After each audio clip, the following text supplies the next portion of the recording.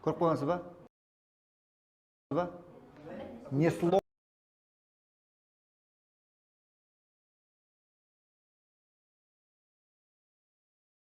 нәрсе болады, дұрыс па?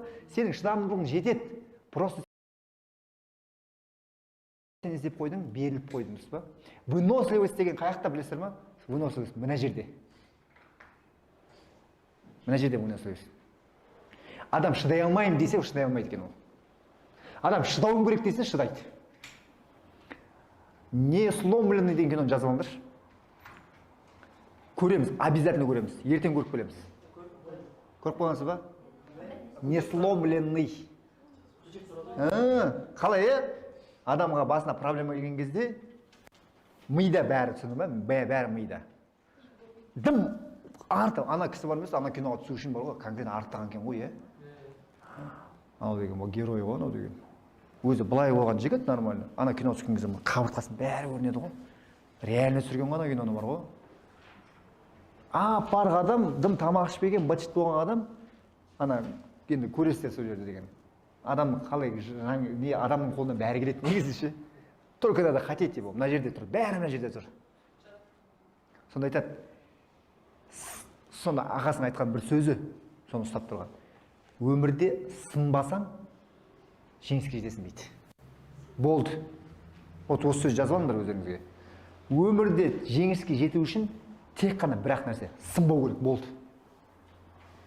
Алла тағала сені сындырмайды. Сен сынып қалатындай сынақ бермейді.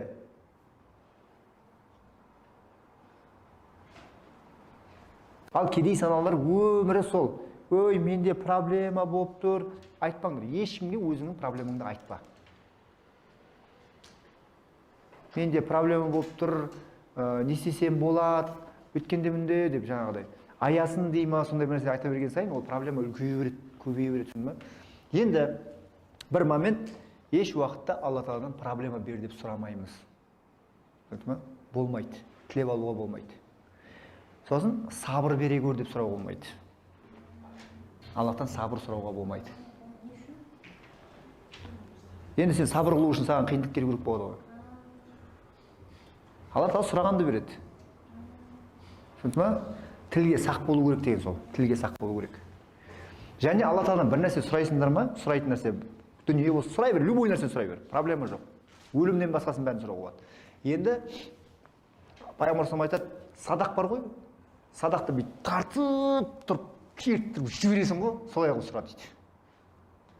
Бересің ба? Бере алсаң берші деген болмайды. Ондай болмайды, түсіндің ба? Аллахым, маған бер. Мен сенің құлыңмын. Сен берушісің, сен білесің, сен берушісің. Сен маған бересің. Бер маған деп айту керек.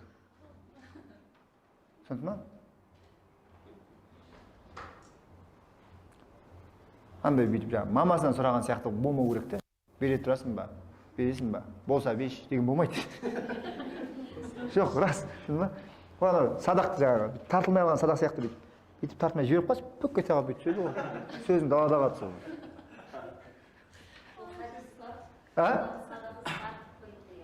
Хадис, мен айтып жатсам, қараңыздар. Мен бір нәрсе айтып жатсам, мен хадис пен аятқа сүйенемін, Мен андай кейбір адамдар болады ғой, шариғатта деп баса береді ғой, ондай емес. Құранда деп айтады. Құранда деген адам ол басқа. Құранда деген сөз. Құранда десе, значит, аят деген сөз бұл. Жазылған аят. Біреулер шариғатта дегенде Құранда деп жіберетіндер де бар. Ол қате ол, дұрыс емес. Шариғатта деген сөз ол ғалымдардың сөзі болуы мүмкін. Мен егер шариғатта десем, бұл ғалымдардың сөзі болуы мүмкін. Ал хадисте десем, ол хадис, пайғамбарым айтқан нәрсе. Өйткені бұл апасы нәрсе, пайғамбарым айтпаған нәрсені айту, бұл тозақтан өзінің орнын дайындай беру сөз. Сондықтан бұл жерде тұрып алып ондай нәрсемен разбрасываться апасы нәрсе. Мен конкретно оқығанымды, түйгенімді айтам тек қана, түсіндің ма?